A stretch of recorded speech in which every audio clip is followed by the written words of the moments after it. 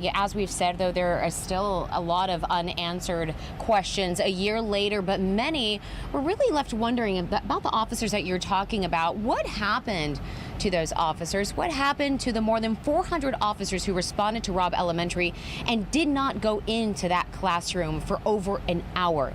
For that, let's go to KPRC2's Rilwan Balogan. He is in the newsroom right now to walk us through what we've learned, who's been held accountable, and much more. Rilwan? Daniela, Mario, most of the blame around Uvalde around the shooting was put on Pete Arredondo, the chief of police for the school system. He was fired because he was labeled the incident commander, but he's not the only law enforcement officer or leader who had responsibility on the day of the massacre.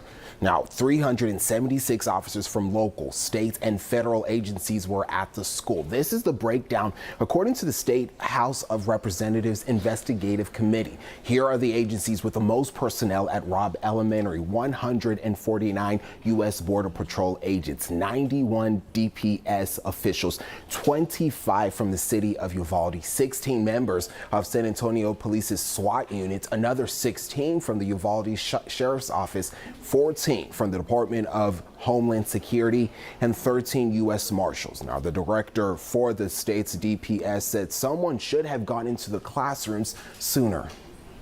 We don't care what agency you're from. You don't have to have a leader on the scene. Every officer lines up, stacks up, goes and finds where those rounds are being fired at and keeps shooting until the subject is dead, period.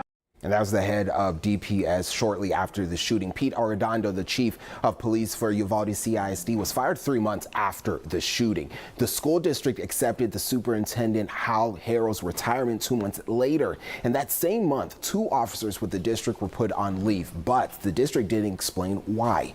That same week, the district fired a newly hired officer after learning she was one of the first state troopers to arrive at the school. Texas Department of Public Safety has yet to explain the role its agents played that day.